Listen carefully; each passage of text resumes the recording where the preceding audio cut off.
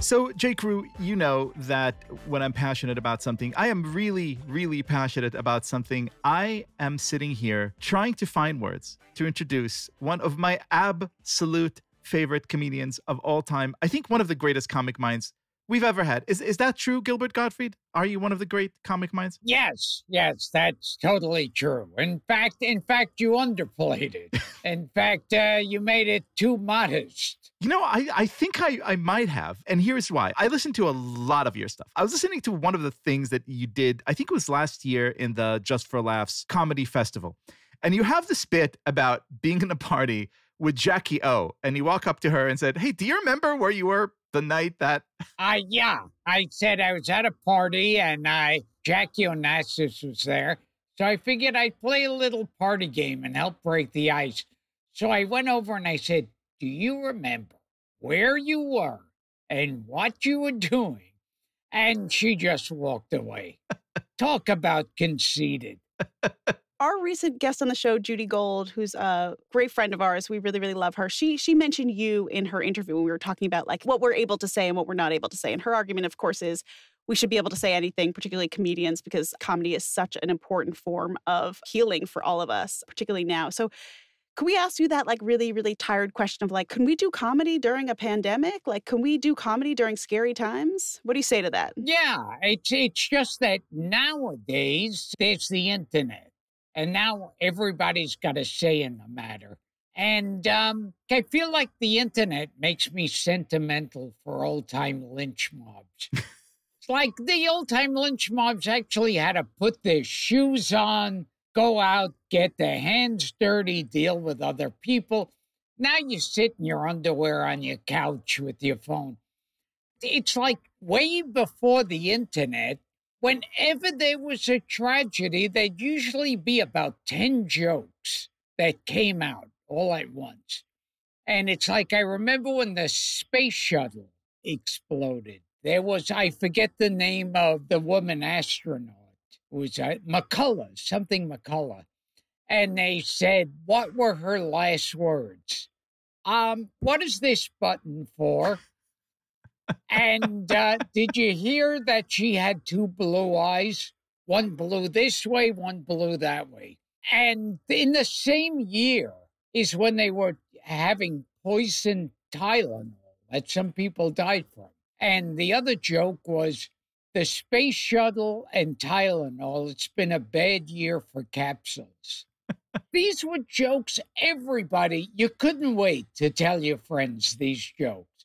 And you wanted to rush to tell it because you were afraid they may hear them in the meantime. And that was it. And people all did that. Now it's like, oh, my God, how horrible. Are we witnessing the kind of end of comedy? Everyone is commenting. You're not supposed to say anything that's offensive.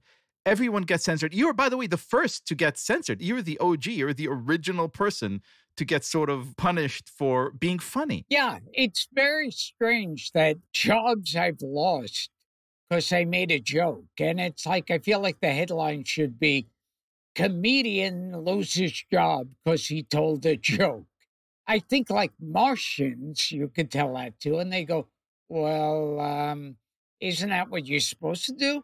But yeah, that's it. It's a ridiculous time. So, you bring up the spaceship that exploded. I mean, that to me, those jokes were a way of helping people deal with just like the absolute horror of this machine that exploded in the sky, right? Like there was a real visceral purpose for that. It's kind of like at a funeral. The guy at the podium will start making jokes about the guy in the casket. First it'll start out sentimental and then it'll say some embarrassing stories about, and people will laugh. And another thing at funerals, you'll always see like one person will lean into the other and whisper something, and the other one will cover his mouth and go, no, stop it. And it's like, should they be punished for that? No, that's their way of dealing with it. Well, that's almost how we remember people, right? We don't remember the like eulogized version on stage. We remember like the funny little things that really colored their personality. Yeah, it's like the things they say at the podium. That's like, it's out of a book.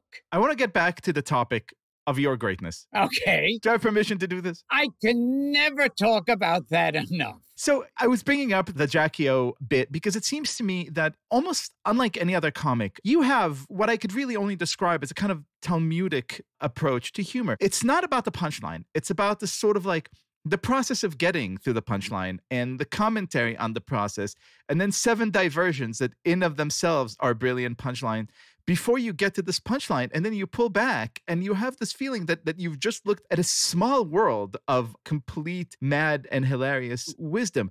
How do you build that? Where do you get to that? Because really, I can't think of anyone else who does it quite this way. See, now hearing that, I felt like you're the rabbi standing over my casket going, he was a great comedian. He was one of the comedians' comedian. We will miss him always. He was a fine man and a good man. Well, it's so funny to talk about comedy. It becomes so unfunny. Right. And the funny thing about it is if I knew how to answer that question, I'd have 10 times the material, 1,000 times the material I'd have now. Because I know, I go from here to here. And I don't know, it's just the way my brain works. I'm going to attempt an answer apropos of the way your brain works and apropos your incredible podcast, Gilbert Gottfried's amazing, colossal podcast. So if you needed superlatives, it's right there in the title. I was listening to an episode, I think a few months back now, it was Father's Day, I believe. And you had Walter Matthau and Jack Lemmon's sons both on the show. And all of a sudden, apropos of some very random name reference that someone threw out, you broke into an impersonation, like a few lines from the movie Charade. Yes. It seems like your love for the work of making art, of making movies, of making comedy, of making albums is boundless. It's funny because sometimes we'll have a hard time getting a guest on because I think they think I'm just going to like rip them apart on the air. But it's like, I have this love for old Hollywood, particularly old show business. And it took us years to get John Davidson on the show. And I think he was scared of it. And then he went on and had a great time.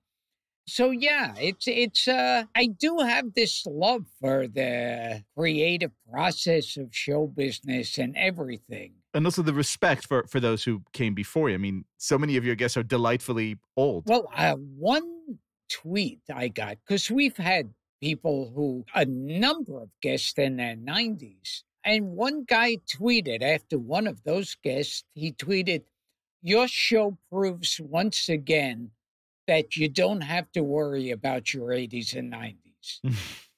And I thought that was it. It's like, remember when there would be shows like The Love Boat and Fantasy Island? There'd be people popping up that, you thought were dead.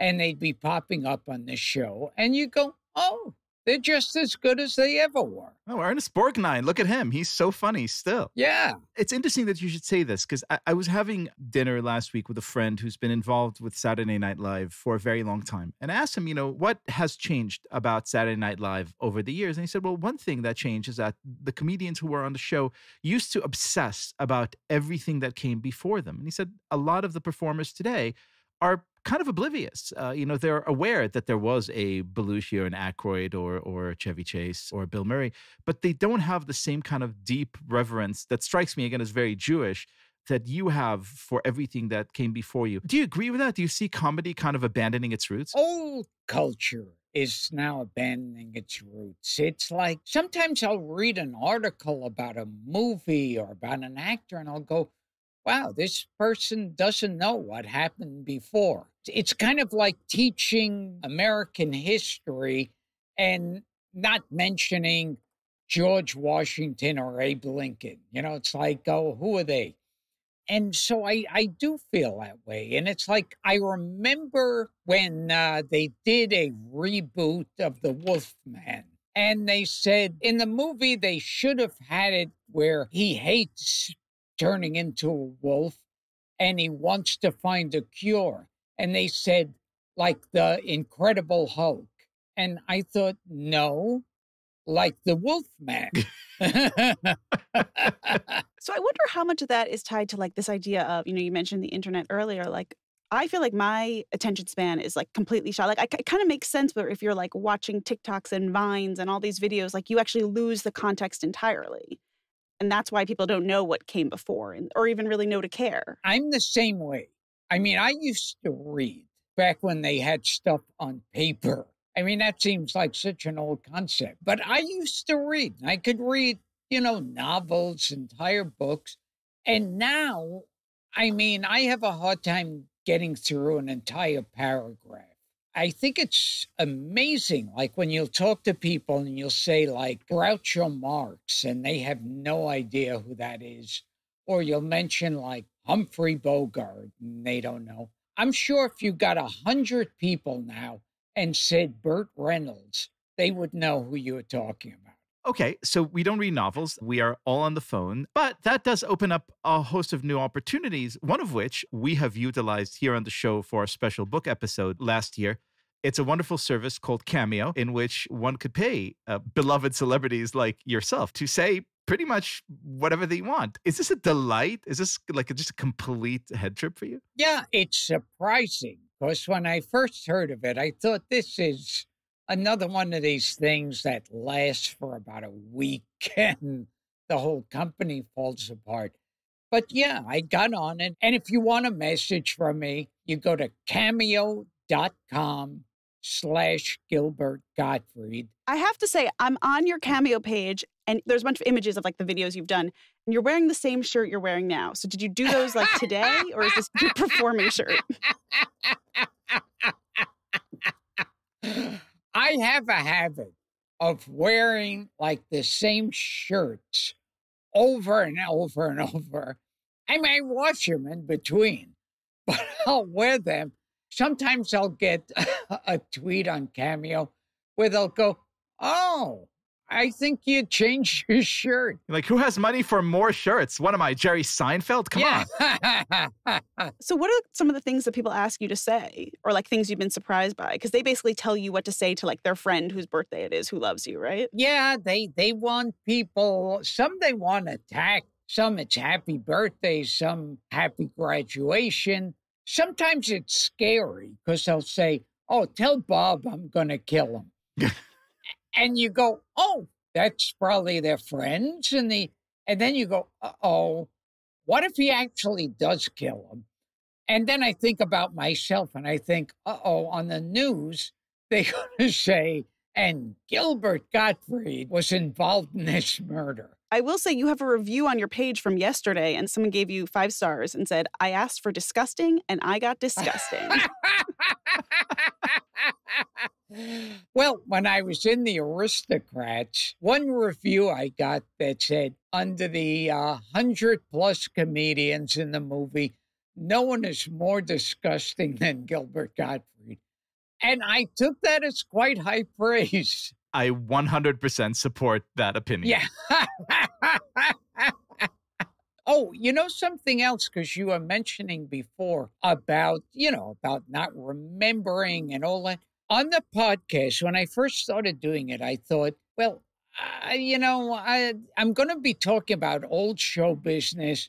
People are not going to know who these people are, and they won't listen. They won't care. And I love when I'll get like messages from people where they said, "I had no idea who that person was, and I had no idea who you were talking about, so I've been looking it up." That's the best praise ever. I mean, that's like, it's a fun homework assignment. Well, as Jews have been reminding the world for a bit now, a culture that doesn't remember its heritage is not really a culture. So speaking of Jews, Stephanie. That's a good segue. Speaking of, look, it could be anything. In the notes that our producers prepared for this, one of the lines says, "He has said he did not have a bar mitzvah." That's right. Yeah, I'm a bad Jew. It's weird. I feel like being a Jew, I don't feel like you have to have a bar mitzvah or study or anything. You just know you're a Jew. You just know being a Jew, you could get beaten up. Being a Jew, you could get killed. I said to someone, I said, I'm a Jew, not because I can't speak Yiddish, I can't speak Hebrew, I've never been bar mitzvahed, but I know if the Nazis came back, I would be on the train with everyone else. And someone described me as a boxcar Jew. and so I guess that's what I am. Besides, bar and bat mitzvahs could be pretty dangerous. I read in the papers not long ago that your family had a bat mitzvah that was quite eventful. Yeah. One of the women relatives there, who was in her later years, didn't quite understand how Zoom works and thought she was off the air. And so in front of like 1,000 relatives and friends, she took all her clothes off to take a shower. And people were trying to get in touch with her in a panic, going, no, we can see you. We can see you. Stop. Please tell me that at the end of this, you said, what's the name of this act? The Aristocrats. Yes. Oh, my God. Gilbert Gottfried, our Jew of the Week, a national comic treasure. Thank you so much for being our guest. Oh, thank you. This was fun. And this was fun. We didn't have to pay you to say all these things to us. We appreciate it. Although, let me tell you, I'm going on Cameo right now and asking, be extra disgusting. I can't wait to see what comes out.